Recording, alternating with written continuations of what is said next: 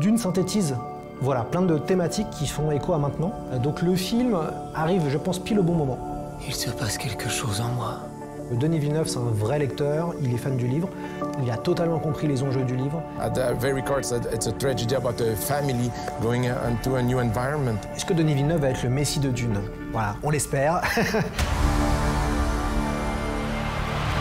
Dune se passe quelques milliers d'années après notre ère. On suit la famille Atreides. Il y a le duc Leto, Dame Jessica, Paul Atreides, donc voilà le fils, et évidemment d'autres personnages qui gravitent autour de cette maison. L'autre grande maison est la maison Harkonnen. Les deux maisons se détestent. La famille Atreides doit s'occuper d'Arrakis.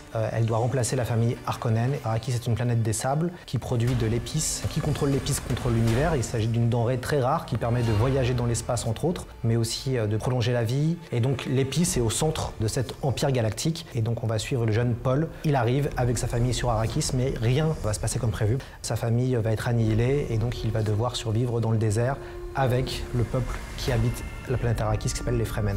Une croisade se prépare.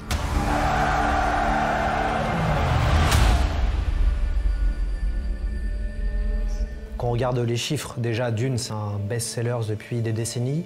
Dune est écrit dans les années 60, donc on quitte l'âge d'or de la SF, puisque le grand moment de la science-fiction américaine, c'est ce fameux âge d'or entre les années 40 et 50, où la science est omniprésente. Là où Frank Herbert a été innovant, c'est qu'on est dans la soft SF. Ça veut dire qu'on quitte un peu le côté hyper-science qui était très présent avant pour aller dans quelque chose de différent. On a la spiritualité dans Dune, on parle de religion, on parle de pouvoir, et puis on va parler de thématiques qui étaient très nouvelles à l'époque. On parle d'écologie, on parle de décroissance technologique, puisque dans l'univers de Dune, il n'y a plus d'ordinateurs. L'humanité s'est battue contre les ordinateurs et a annihilé tout ce qui était lié à l'intelligence artificielle.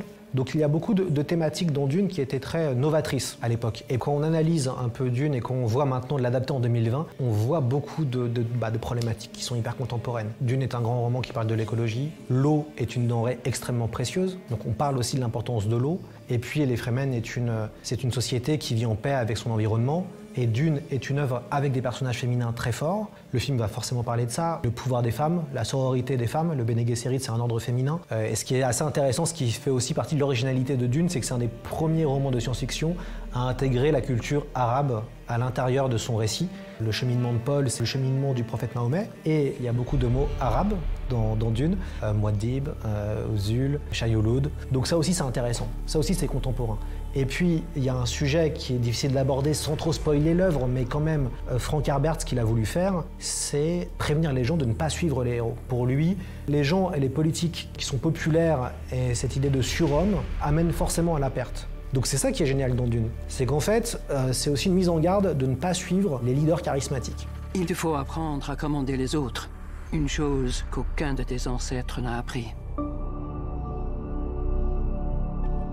Déjà, quelque chose de très important, c'est que Denis Villeneuve n'est pas américain. Denis Villeneuve, il est québécois. Et ça change beaucoup de choses. Ça veut dire que quand même s'ils ont un côté un peu anglo-saxon, nos cousins québécois, ils ont quand même un goût pour tout ce qui est intellectuel, pour tout ce qui est littéraire, bref, ce qui se rapproche un peu des goûts à la française. Denis Villeneuve, il a lu Pilote et Métal Hurlant enfant. Il a découvert Dune, je crois, à 12 ans. Il est tombé amoureux de la couverture de Wojtek Siunmak, la fameuse couverture donc, des éditions Pocket, avec cet homme avec les yeux bleus.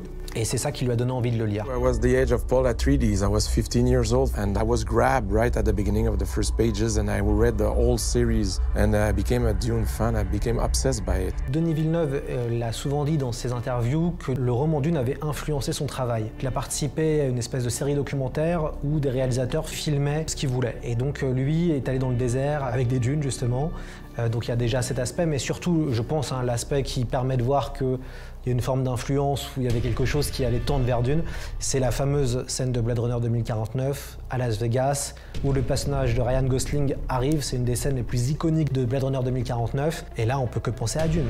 Et la forme des vaisseaux qu'il avait imaginé pour Premier Contact, on voit des similitudes dans les vaisseaux qu'on voit dans Dune. Ils ne s'en vont pas. Denis Villeneuve est un des rares à avoir aussi des beaux rôles féminins dans ses films. Et Dune a été une œuvre de science-fiction importante aussi pour les femmes. Même si Dune n'est pas une œuvre 100% féministe, en tout cas, Dune mettait en place des personnages féminins très forts. Jessica est quand même un personnage hyper important, c'est grâce à elle que se fait l'histoire. Hein. Donc Denis Villeneuve, il y a une volonté de mettre en avant aussi des personnages féminins. Et d'un point de vue esthétique, c'est un des meilleurs réalisateurs du moment. Il y a certains plans où je vois vraiment le roman. Et ça, c'est dingue. Et c'est ça qui est aussi rassurant, c'est l'extrême fidélité du film vis-à-vis du roman. The title is Dune. We needed to be in the real environment, so we will be inspired by the infinity. C'est quand même ambitieux. Visuellement, on adapte quelque chose qui n'est pas évident à adapter, donc on propose vraiment quelque chose qui change de l'ordinaire. On a un casting exceptionnel, des acteurs incroyables, que ce soit Javier Bardem, que ce soit Oscar Isaac, Timothée Chalamet. L'avenir, je peux le voir. Et ça aussi, c'est Denis Villeneuve le voulait. C'est-à-dire qu'il n'y a pas eu de plan B.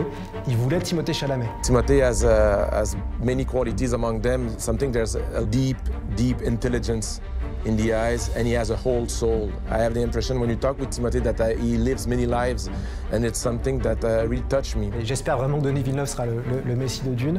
J'espère qu'il ne finira pas comme le Messie de Dune, puisqu'on ne va pas spoiler, mais le Messie de Dune, c'est compliqué à la fin.